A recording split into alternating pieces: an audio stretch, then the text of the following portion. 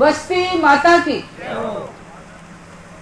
आज बरसात इंद्र भगवान ने भी मेहरबानी की है, चींटी आना अच्छी बात है, और हम तो चाहते हैं कि हमारे किसान समृद्ध होंगे, और ये तभी होंगे जब वर्षा अच्छी होगी।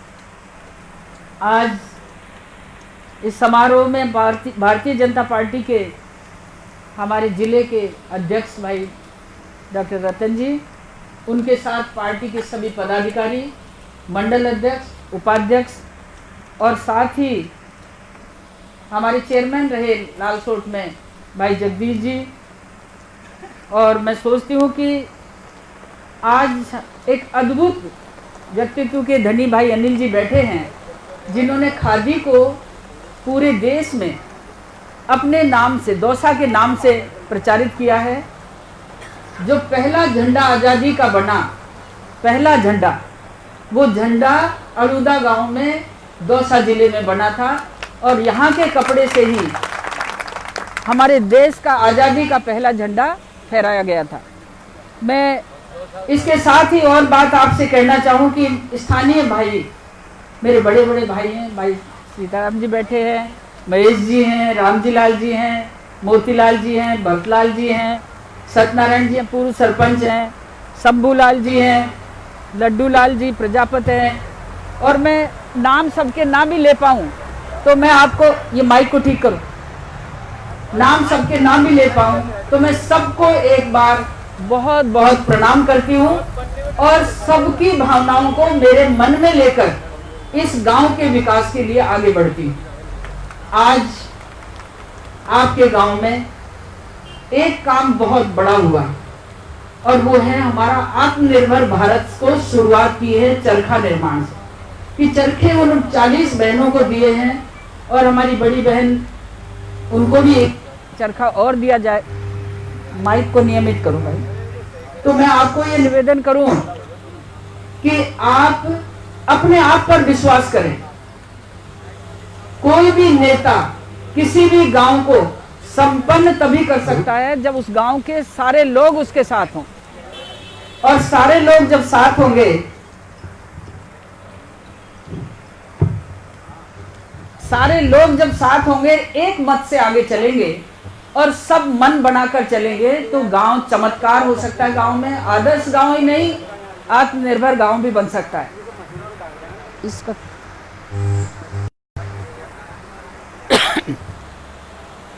मेरी कुछ बातें हैं। ये हॉस्पिटल जो बन रहा है, तो मैं एक ही बात कहूं कि पहला सुख निरोगी काया, दूजा सुख घर में माया, और तीजा सुख संतान सुखारी। अब मैं चौथी बात नहीं कहूंगी, सुलक्षणी तो सारी माताएं हैं, जहाँ 40 तो वहां बैठी हुई हैं। तो मैं आपको ये एक निवेदन करूंगा, गोद लेने का मतलब ये नहीं, आपके गांव को गोद लेने का मतलब ये नहीं कि आप सब मुझे प्यारे हैं। मुझे तो दौसा जिले के सारे गांव प्यारे हैं, और दौसा संसदीय क्षेत्र के सारे गांव प्यारे हैं, लेकिन आपके गांव को मैं जब से बचपन से लेकर अब इस उम्र तक लगातार देखती आई, सदैव ये गांव, इसकी गांव की धरती मुझे खींचती रही। मुझे याद है जब मैं डिप्टी डायरेक्टर थी शिक्षा विभाग में, और भाई भरतलाल जी के पिताजी गोवर्धन जी, उस समय चक्का जाम हो गया था स्कूल का, और मैं डिप्टी डायरेक्टर की हैसियत से इस रोड से निकल रही थी। उस दिन उन बुजुर्ग को जिस तरह से संघर्ष करते हुए मैंने देखा था, आज भी याद आए। पूरन जी भाई यहाँ लालसोट के रहने वाले हेडमास्टर थे, और जो समस्या थी वो मेरे सामने रखी, जबकि मैं महिला विभाग की, महिला शिक्षा की डिप्टी डायरेक्टर थी, लेकिन उसके बावजूद जयपुर पहुंचते ही तुम्हारे यहाँ टीचर्स की व्यवस्था कराई। तभी से बिलोना के प्रति एक भावना थी। लेकिन अब बिलोना वासियों, मैं 4 साल और बाकी हैं, पौने 4 साल बाकी हैं, पौने 4 साल ही नहीं, मेरे जीवन का अंतिम टाइम तक मैं आपके इस गांव की विकास में लगी रहूंगी। अब मेरी कुछ बातें हैं जो आपको माननी पड़ेगी। शमशान घाट के लिए मैंने पैसा दिया। इस पीएससी के यूपीएससी के लिए मैंने पैसा दिया। यूपीएससी की हालत जिस तरह की थी, मैं सपने में नहीं सोच सकती कि हमारी एक बहन, नौजवान बेटी यहाँ सेवा दे रही है उस गंदगी में, और जब कोरोना महामारी का दौरान था तब भी ये यहाँ सेवा दे रही। ऐसी स्थिति में वो कोरोना से कैसे बच गई? वो माइक लेना पड़ेगा। हाँ वही दो, बहुत ज़्यादा गलत है।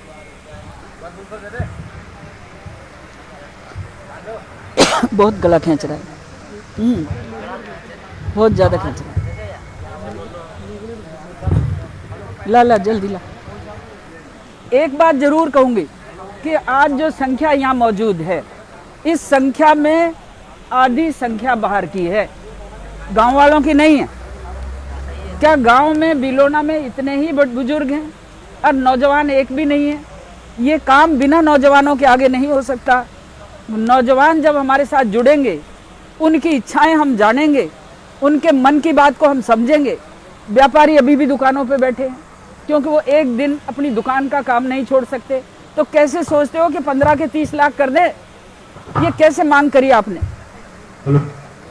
आपके शमशान घाट का मैंने काम किया, और शमशान घाट में एक तबारो न्यू मुंडा को बन रही हो, एक तबारो न्यू मुंडा को बन रही हो, एक तबारो न्यू मुंडा को, एक भी तबारा में बकरी भी कौन बैठे?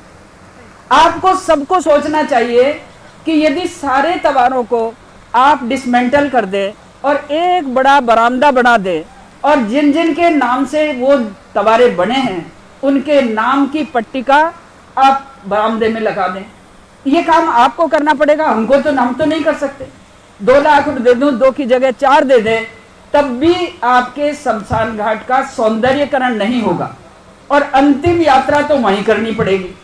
और उस अंतिम यात्रा की जगह ही अपने एक मुंडो न्यू, एक मुंडो न्यू, एक मुंडो न्यू, अपन ऐसा करके जाने दुश्मनन का चबूतरा बना हुआ है।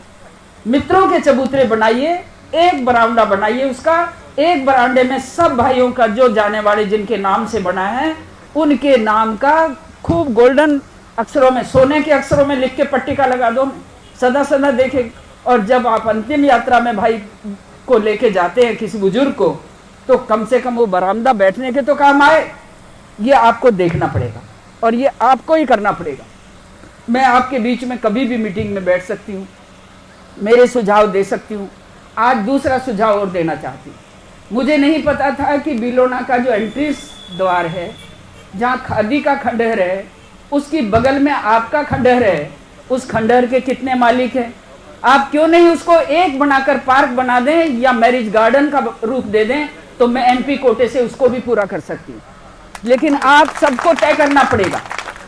आपका प्रवेश द्वार ही गंदी, और शमशान घाट की देखें तो एक देखो कि पहली यात्रा से आखिरी यात्रा तक तालमेल है ही नहीं। आप बिलोना के वासियों के मन में ये भाव डालना चाहती हूँ कि यदि इस गांव को एकदम आदर्श गांव बनाएं, दुनिया देखें, तो आपको इन बिगड़ी हुई व्यवस्थाओं को भी सुधारने में मदद करनी पड़ेगी। उसमें उसको मैरिज गार्डन बना लो, उसको पार्क बना लो, आप जो भी बनाना चाहेंगे, बजट हम देंगे। लेकिन आप सर्वसम्मति से जिन भाइयों का कब्जा है, वो कब्जा 2-2 फुट के टुकड़ा लेवासो तो सदाई भी लोना में हुआ कबाड़ो दिखेगो, तो मारो या कहबो चाहिए कि आप उसमें भी विचार करें। तीसरी बात यह है कि हमारा मेन रोड है, मेन रोड से जुड़ी हुई हमारी दुकानें हैं। प्रत्येक दुकान आज ऐसी होनी चाहिए कि जिस दुकान पर लिखा हुआ हो, और दुकान अपन दिवाली पे पुताई कराना, सब कराना पुताई। आप पूरे मार्केट की एक ही कलर में पुताई करें तो ये गांव अपने आप ही आंखों के आगे आएगा। खादी का काम बनेगा। खादी में अभी तो अपन ने चरखे दिए हैं, अब इसके बाद प्रजापत भाइयों के लिए हम बिजली के चाक भी उपलब्ध कराएंगे। हमारी कुछ बहनें ऐसी हैं जो अपने दिमाग से और काम कर सकेंगी, तो उनको अगरबत्ती बनाने का ट्रेनिंग भी देंगे। मैं आपको ये निवेदन करूँ, भूलिया ही आज मैं वो अगरबत्ती, ये बेटी आपकी ऐसी अगरबत्ती बना रही है जो केवल गाय के गोबर से बनती है, और गाय के गोबर से बनी हुई अगरबत्ती का एक पैकेट 350 रुपये का आता है, 350 रुपये का। क्योंकि वो जैसे चौक देखे ना अपने लिखने के चौक, इस तरह की अगरबत्तियां बनी हुई हैं खादी के द्वारा, और उनका ही मॉडल है। यदि हम उसको भी काम में लेते हैं तो हमारी माता बहनें घर में बैठकर अगरबत्ती बनाते समय ये भी एक नया तरीका हमारे पूजा पद्धति का हो सकता है। भाइयों, क्या चक्कर है भाइयों, एक ही बात है, एक ही आपके माइक ही ठीक नहीं कर पाए, एमपी कोटे से मांग रहे हैं। मैं एक बात और आपको कहूंगी कि दोबारा जब भी अपन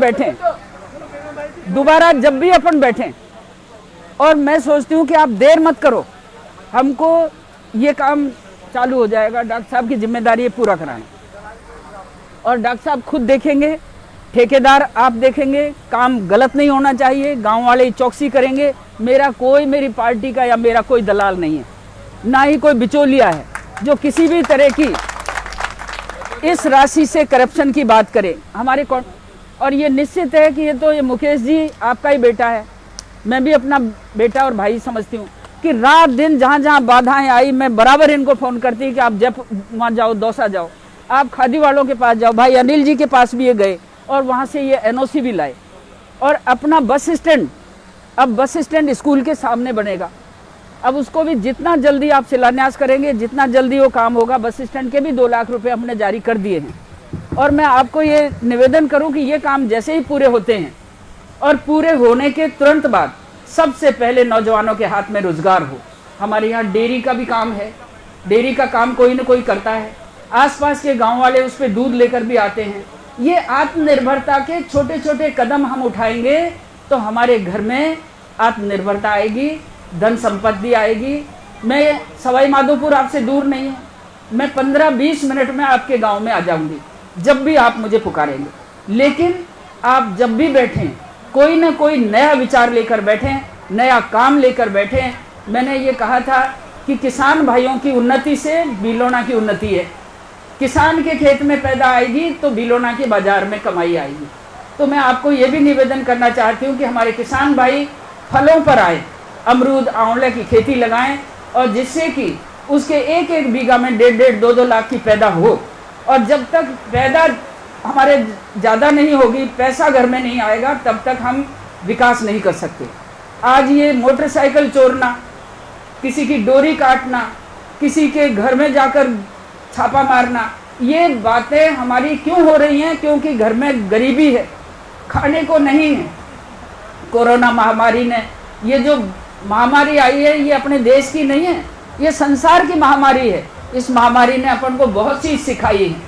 ये जो अपन मुंह ढक रहे हैं, कई लोग अभी भी इससे ढकना नहीं चाहते। अंगोछा से मुंडो ढको या मास्क लगाओ, ये सावधानियां भी अपन को बहुत ज़रूरी हैं। और मैं मेरे भाइयों एक बात और बताऊं, आपने सुन लिया होगा, सबने टीवी पर देखा होगा, भारत सरकार में यदि हमारे नरेंद्र मोदी जी प्रधानमंत्री नहीं होते तो जिस तरह से 72 साल निकल कर गया है, हमारे गांव गरीब की परवाह नहीं हुई, किसान और मजदूर की परवाह नहीं हुई, केवल मात्र बड़े बड़े उद्योग धंधों की परवाह हुई या विदेशों से धन लाने की परवाह हुई। मोदी जी खुद चाय बेचने वाले गरीब इंसान होने के नाते वो गरीबी को जानते हैं और गरीबी को जानकर ही उन्होंने अब तक 6 वर्ष में जो काम किए हैं वो ऐसे काम हैं जो पिछले 70 साल में कोई नहीं कर सका। लेकिन मैं आपको एक ही बात कहूं, आज अपन सब बैठे हैं, आदर्श गांव लिया है, भारतीय जनता पार्टी के हम सिपाही के रूप में, कार्यकर्ता के रूप में खड़े हैं। लेकिन जब चुनाव जीत जाते हैं तो चाहे वो कांग्रेस का हो, चाहे वो भारतीय जनता पार्टी का हो या किसी और का हो, सबकी बराबर जिम्मेदारी बनती है। अभी आपने कहा कि हमारे तो डॉक्टर होना चाहिए, पीएससी होनी चाहिए। डॉक्टर रतन तिवारी जी हमारे जिलाध्यक्ष ने सारी बात कही कि राजस्थान सरकार के बट के काम तो राजस्थान की सरकार के नेता करेंगे। और हमारा सौभाग्य है कि हमारा नेता, हमारा विधायक आज कैबिनेट मंत्री है। आप मांगिए उनसे, कोई जरूरी थोड़ी है कि हमारे ठप्पा लगा हुआ है कि हम बीजेपी वाले से नहीं मांगेंगे, कांग्रेस वाले से नहीं मांगेंगे। आप मांगिए उनसे, आपका हक बनता है। आपने वोट दिए हैं, मुझे भी वोट दिया, भारतीय जनता पार्टी को वोट दिया, इसीलिए हम आज आपकी सेवा के लिए खड़े हैं। यदि आप मुझे कुछ बनाते नहीं तो मैं कहाँ काम करती। जब आपने विधायक बनाया और कैबिनेट मंत्री बनाया तो उनकी जिम्मेदारी भारत सरकार की योजनाओं को क्रियान्वित कर दे, भारत सरकार के पैसे को ही अपने क्षेत्र में लगवा दे। यही बहुत बड़ा योगदान है। जल की समस्या थी, जब आदर्श गांव लिया तो जल शक्ति मंत्रालय के माध्यम से बड़ेखंड और बीलोना 12 महीने के अंदर अंदर नल से जल पिएगा, नल से जल पिएगा। आपके 4.25 करोड़ रुपए मंजूर हुए दोनों गांवों के, ये भारत सरकार का अंशदान इसमें 70% है। ऐसी स्थिति में जितना अंशदान राजस्थान सरकार का मिले वो तुरंत से तुरंत, वैसे तो राजस्थान सरकार जल के लिए दे रही है, लेकिन कहीं बाधा आ रही हो तो आप अपने क्षेत्र के विधायक से, मंत्री से बोल सकते हैं। वो भी आज हम भाई बहन के नाते ही बात कर रही हूँ मैं। मेरे लिए तो चाहे मुरारी लाल हो, चाहे होम उड़ला हो, चाहे प्रसादी लाल हो, सब भाई भतीजे हैं। और सब भाई भतीजों से यही कहती हूँ कि मैं तो बहन हूँ, बुआ हूँ, मुझे मानते हैं। और इस नाते भारतीय जनता पार्टी की कर्मठ सिपाही के रूप में सांसद हूँ। उस सांसद के नाते जितना मेरा धर्म और दायित्व है उसको मैं जरूर पूरा करूंगी। लेकिन मैं आपको ये तो बता दूं कि गांव वालों का जो धर्म और धन है वो आपको जरूर मेरे साथ सहयोग करना पड़ेगा। उसमें पहला सहयोग मैंने शमशान घाट की बात बता दी कि जो भी हमारे बुजुर्गों के नाम से बने हुए ये उल्टे सीधे तबारे, इन तबारों को अपन एक लाइन में कर ले और एक बड़ा बरामदा कर ले। जिन जिन के पूर्वजों के ये काम हैं वो सबको बैठना पड़ेगा, सोचना पड़ेगा। ये मत सोचो कि सांसद उनको तुड़वा रही है। सांसद उनको व्यवस्थित करके 2 लाख की जगह मुझे 4 लाख भी लगाने पड़ेंगे तो मैं 4 लाख लगा के उस जगह को बहुत खूबसूरत बनाने के लिए तैयार हूँ। बस स्टैंड जहाँ भी है वहाँ अनिल जी से हमने खूब रिक्वेस्ट की, अनिल जी ने मुक्त अपने सहयोग दिया और हमको बस स्टैंड की जमीन दे दी। बस स्टैंड अति शीघ्र आपके वहाँ बनेगा। बस स्टैंड तो मैं यहाँ भी बनाना चाह रही थी, लेकिन आप लोगों ने एक समस्या बताई थी कि यहाँ बनेगा तो शायद 10 रुपये लगेंगे और वहाँ बनाएंगे तो 5 रुपये लगेंगे।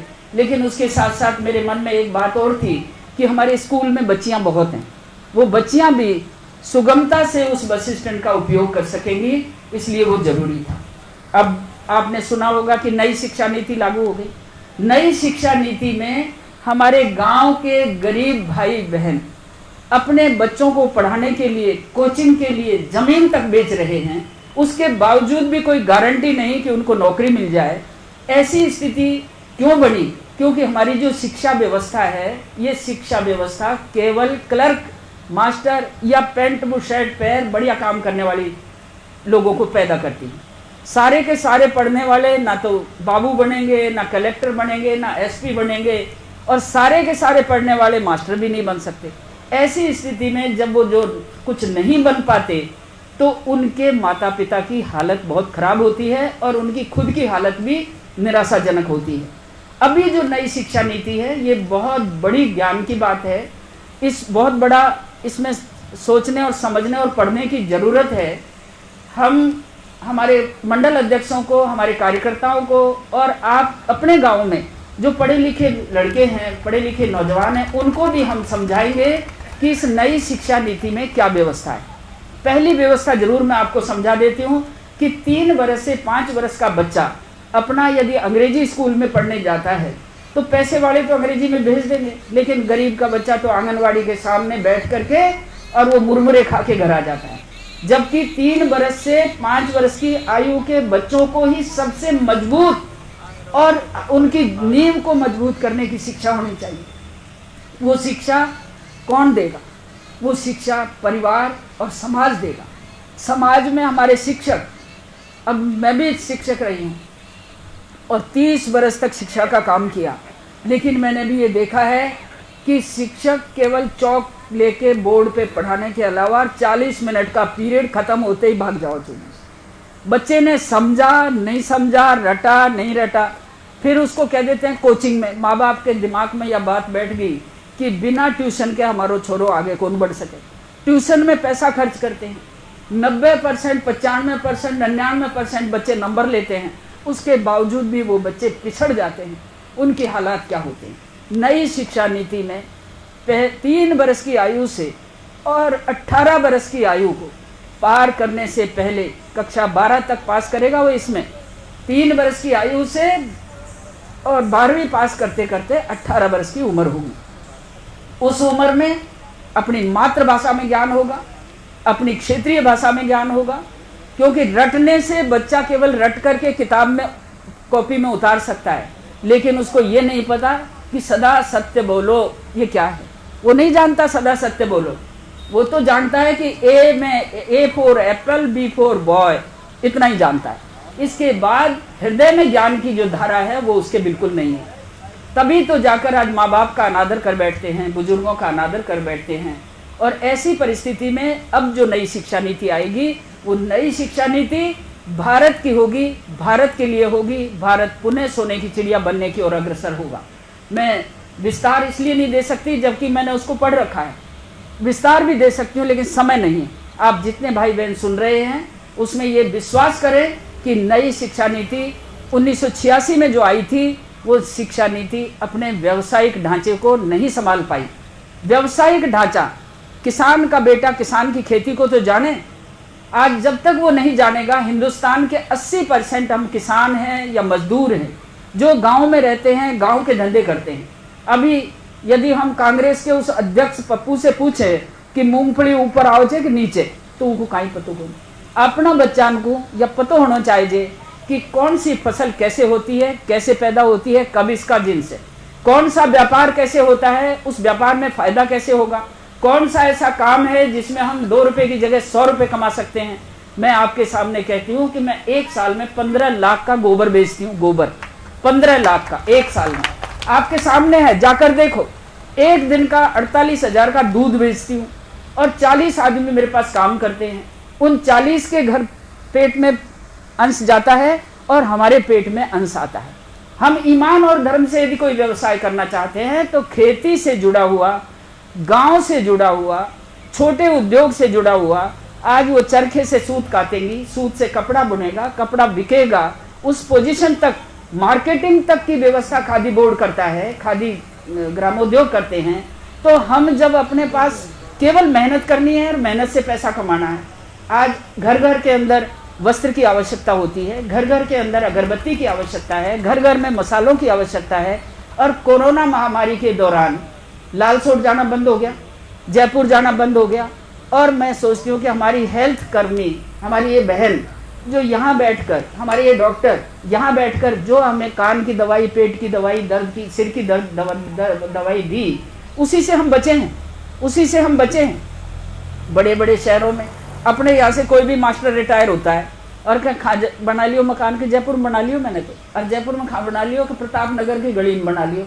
माँ सड़ी जगह में, सड़िया में बैठ, गंदा खाना, गंदा पानी, गंदा रहना, गंदी सांस, इतने होने के बाद इस शुद्ध सांस में वो रहना नहीं चाहता। ये जो पलायन की नीति है कि बड़े शहरों में जाना, यहाँ का बच्चा यदि लालसोट में मकान बनाता है, बिना मतलब लालसोट की भीड़ करता है। और न्यासू मैंने देखी कई जना मोटरसाइकिल पे भरोटो बांध घासकोर लालसोट ले जाओ कि मोटरसाइकिल भरोटो बांध माधोपुर ले जा रहा है। उनको शर्म आनी चाहिए कि अपने गांव के खेत के अंदर अपने 2 कमरे बना के शानदार जिंदगी जी सकता है, तो क्यों भागता है जयपुर, क्यों रहता है वहाँ। हमने एक योग्य अध्यापक से पूछा, मलाना के रहने वाले थे, माट साहब आप वहाँ क्यों गया, कि वो पोता पोती पढ़े थे जिनके यहाँ चले जाओ, उनको संभाल लियो। तो मैंने कि उनको गाँव में संभालो ना, गाँव में क्यों नहीं संभाल सकते। आप वहाँ जाकर के थैली का गंदा दूध पीते हैं, थैली की गंदी सब्जी खाते हैं, गंदी हवा में रहते हैं, गंदा पानी पीते हैं, तो क्या चीज़ मिलता है आपको। ये बागपुरा का बैठा हमारा घमंडी लाल जी, इनके खेत के अंदर क्या नहीं पैदा हुई, एक घर तो कांदान से भरे चाहिए, और चाहे वो 10 रुपया किलो बिको, लेकिन एक एक बीघा में जब 200 मण चीज पैदा होती है तो 10 रुपये किलो में क्या नुकसान। आंवला के लिए मैंने कही पिछली बार भाई आंवला लगाओ, क्योंकि नगरास में हमने लगाया, अरे आंवला तो बकई को। और आज वही आंवले बाबा रामदेव ने प्रचारित कर दिए और कोरोना ने सिखा दिया। अब वही आंवले हमारे 16.5 लाख का ठेका हुआ है उसका, और अभी तो 2000 पेड़ ही फल देगा, 1000 और बाद में देगा। तो मैं आपको ये निवेदन करूं कि माधोपुर तहसील पूरी की पूरी आज 3-3 मंजिल के मकान अमरूदों के बगीचे में बना लिए, ठाट से रहते हैं। माता बहने आराम से अबार तो खाटन पर सोरी से नहीं थमारे कहीं से ननानी करती डोले भापड़ी सारे दिन तावड़ा। माँ बगीचा के अंदर अमरूद जब आएंगे सर्दियों के दिनों में पूरे घर वाले अमरूद तोड़ते हैं, पैकिंग करते हैं, ग्रेडिंग करते हैं और बंबई तक भेज रहे हैं, और उनकी 250 रुपये किलो तक का रेट ले रहे हैं। तो क्यों नहीं हम अपने दिमाग में कड़कोला मारें कि हम 2 रुपए की जगह 100 रुपए कैसे कमा सकते हैं। क्यों हम लालसोट भागें, क्यों हम जयपुर जाएं, क्यों हमारा बच्चा नौकरी के लिए भटकता हुआ गैंगमैन बन के मैसूर की रेलवे के रोड़े झाड़ रहा है, जबकि 4 भैंस पाल ले तो गजेटेड ऑफिसर की कमाई है, रोज कमाई है। कोरोना में दूध ने अपन को जिंदा रखा है। हर गांव, हर घर में से 2 किलो 3 किलो दूध गया है, डेयरी पर गया है, और वहां हमको पैसा मिला है। तो मैं आपको यही कहना चाहती हूँ कि आप मांग मेरे सामने मत रखो। मांग रखने से कुछ नहीं मिलेगा। बिन मांगे जो मिलता है, ये बिन मांगे ही तो मिला। किसने बताया था कि हॉस्पिटल बनाना है? किसने कहा था कि बस स्टैंड बनाना है? किसने आपने मांग करी थी कि फलानी चीज बनानी है? किसने मांगा था कि चरखे दिलाओ? किसने मांगा था कि फलानी चीज दिलाओ? भारत की सरकार आत्मनिर्भरता के क्षेत्र में 28 प्रकार के काम लेकर आगे बढ़ रही है। नौजवानों को बिना गारंटी के जो मुद्रा लोन है वो 10 लाख से 20 लाख हो गया है। किसानों के लिए ड्रिप इरिगेशन यदि अपनाएंगे तो 70% की छूट है। महानरेगा में डोली बनाओगे आप कच्ची, तो डोली लगाने के लिए भी किसान को महानरेगा में मजदूरी का पैसा मिलता है। कौन सा ऐसा काम है जो भारत की सरकार पैसा नहीं भेज रही? अभी आपने सुना 20 लाख करोड़ का पैकेज कांग्रेस के भाई कई बार, क्योंकि कांग्रेस और बीजेपी में एक गड़बड़ है कि मैं थारी बुराई करूं तुम्हारी बुराई कर। ये नहीं होना चाहिए। हम सरकार चाहे राजस्थान की हो चाहे भारत की सरकार हो, जनता के लिए सरकार है, जनता के कामों के लिए है। वो मिलकर के यदि ये विकास करे, आज मैं और प्रसादी यदि मिल जाए तो लालसोट विधानसभा को चमन बना सकते हैं, चमन। लेकिन मैं मिलने को तैयार हूं, मैं मिलने को, लेकिन उनके जो दलाल है ना वो मिलने नहीं देते। वो दलाल बीच में घुसे हुए हैं। कोरोना में जिनके दिवाली आई, कोरोना महामारी के टाइम दिवाली का साथ रंगत हुई उनके, और हमारे गरीबों के लिए मास्क भी नहीं मिले, सैनिटाइजर भी नहीं मिले। क्यों नहीं मिले? बेईमानी की होली में जल गए वो। दलालों ने उनको निगल लिया। मैंने 2 लाख रुपए हर विधानसभा को दिए, 8 विधानसभा में 16 लाख रुपए दिए, 4000 किट मैंने बांटे। आपके गांव में भी मेरे किट आए, 2 बार भेजे हमने कि कोई भी गरीब भूखा ना सोए, क्योंकि ये आदर्श गांव लिया है, मैंने गोद लिया है। इस गांव में मेरी भी जिम्मेदारी बनती है। लेकिन आप लोगों ने खूब काम किया। लेकिन सरकार ने क्या किया? राजस्थान की सरकार ने एक ग्राम पंचायत सचिव बैठा हो तो बताएगा 50-50 हजार रुपए तो एक ग्राम पंचायत से न वसूल करें। हर एक सेक्रेटरी से पूछवा। और काय के लिए? कि साहब मास्क बांटेंगे, सैनिटाइजर करेंगे। 172 करोड़ रुपया, 172 करोड़ रुपया केवल कोरोना से बचने के लिए भारत की सरकार ने राजस्थान की सरकार को दिया। उसका उपयोग कहाँ है? मैंने मेरे 16 लाख का हिसाब किताब कलेक्टर से मांगा तो कलेक्टर के पास जवाब नहीं था। मैंने कि नहीं, यदि मेरे पैसे से किसको मास्क दिए, कितना खरीदा, कहाँ से खरीदा, किस रेट पे खरीदा, मुझे बिल नंबर दीजिए। यदि नहीं देंगे तो मैं सीबीआई में रिपोर्ट करूंगी, इसमें एंटी करप्शन में जाऊंगी मैं इसमें। आप ये देखिए कि वो रिपोर्ट नहीं दे सके हम। मैं अभी भी आपको टिड्डी आई, अपने टिड्डी भी तो आई, 32 जिलों में टिड्डी आई है। और टिड्डी के प्रकोप के लिए राजस्थान की सरकार को भारत की सरकार ने 100 ट्रैक्टर मशीनों सहित दिए, 5 जगह हेलीकॉप्टर खड़े करे ताकि दवाई छिड़की जाए, और उन ट्रैक्टरों पर मशीन लगाई जो मशीन स्प्रे करेगी। लेकिन एक भी ट्रैक्टर कहीं दिखाई नहीं दिया, खरीदा ही नहीं इन्होंने अभी, क्योंकि कोई दलाल नहीं मिला खरीद बीच बिचौलिया। मैं आपको फिर एक कहूंगी कि 72 साल की आज़ादी के बाद, 72 साल की आज़ादी के बाद हमको बिलोना के लिए आदर्श गांव क्यों सेलेक्ट करना पड़ा? क्योंकि सबसे पहले मैंने सोचा था कि जहां निरोगी काया नहीं, जहां हेल्थ वर्कर नहीं, स्वास्थ्य का ध्यान नहीं, मैं कैसे मानूं कि वो गांव संपन्न हो सकता है? जब सबसे पहले तो हमें स्वास्थ्य की जरूरत है। स्वास्थ्य के लिए अपना ये तैयार हो। और आपने कहा कि डॉक्टर होना चाहिए, पीएससी होनी चाहिए, ज़्यादा आपको 10 करोड़ मिलेंगे। आप पीएससी मांगो अपने मंत्री से कि हमें आप पीएससी दें, क्योंकि आजकल छोटी छोटी जगहों पर भी पीएससी बन रही है। आज बड़ेखंड है, सुंदरपुर है, बिलोना है, और इसके पास के जुड़े हुए सारे गांव हैं। हमारी बैरवाओं की ढानियाँ हैं भाइयों की बहुत ज़्यादा। ये सबके सबको यदि स्वास्थ्य लाभ देना है, आप भी मांग करिए। मैं भी पत्र लिखूंगी सीएम साहब को, गहलोत जी को पत्र मैं भी लिखूंगी। और मैं आपको फिर एक कहना चाहती हूँ, आपको खुद को भी कुछ करना पड़ेगा। ये नहीं कि हलवा बन करके एमपी दे जाएगा या एमएलए दे जाएगा या सरकारें दे जाएगी। आपको खुद को भी अब मैंने शमशान घाट का एक विचार आपको दिया है। एक आपको ये आपके प्रवेश द्वार पे खंडहर पड़े हुए हैं, 20 साल से 25 साल से मैं भी देख रही हूँ। इन सब को यदि इस गांव को एक पार्क स्थल बने, मैरिज गार्डन बने, तो अपने गांव के बड़े छोटे सारे काम वहीं हो जाए। आपके बीचों बीच मंदिर का स्थान, धार्मिक स्थान है, क्या प्यारा स्थान है। उस स्थान को भी हम चमत्कारित करेंगे और उसमें काम करेंगे। मैं आपको ये विश्वास दिलाती हूँ कि इस गांव को देखने के बाद दूसरे लोग देखें कि ये गांव आदर्श क्यों बना। अकेले सांसद नहीं बना सकती, अकेला विधायक नहीं बना सकता, अकेले खादी भंडार वाले नहीं बना सकते। आप सब मिल करके अपने महिलाओं को, बच्चों को, नौजवानों को प्रोत्साहित करिए और उनको बताइए। अब ये जो ट्रेनिंग है 15 दिन की है, हम इनको स्टाइफंड मिलेगा 100 रुपये रोज हमारी बहनों को। तो ये केवल 100 रुपये की तरफ ना देखें, ये ज्ञान की तरफ देखें कि पूरा सीखें और सीखने के बाद प्रतिदिन अपने घरों के अंदर कुछ कमाई करें। तो आप सब ने मेरी बात सुनी है। मैंने बहुत लंबी बातें इसलिए की कि पहली बार आज आप सबके बीच में बैठने का मौका मिला है, और इसलिए कि आपकी भी जिम्मेदारी बनती है इस गांव में आदर्श गांव, सुंदर गांव बनाने के लिए आपकी भी जिम्मेदारी बनती है। हर घर में तुलसी हो, हमने आज पौधे भी लाए हैं। हर घर में तुलसी हो, हर घर में गिलोय हो, जितने नीम लगे हुए हैं सब पे गिलोय लगाइए आप। मेरे पौधे भी मैं लेकर आई हूँ, इसमें एक कदम का पौधा जरूर लगे। मैं कदम के पौधे भी लेकर आई हूँ, नीम के पौधे भी हैं। आप सब भाई मिलकर, क्योंकि ये अकेली मैं नहीं कर सकती, ना ही मेरी पार्टी के कार्यकर्ता एक ही जगह पर कर सकते। आज पारस जैन जो आपके मंडल अध्यक्ष हैं, वो एक जरूरी काम से बाहर गए हुए हैं, इसलिए वो यहाँ नहीं आ पाए। लेकिन हमारे जिला अध्यक्ष बैठे हैं, इनका नेतृत्व तो बैठा है पूरा।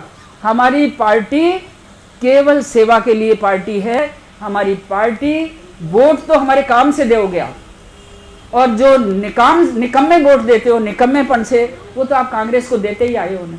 क्या कर दिया 35-40 साल में आपके यहाँ? क्या चमत्कार हो गया?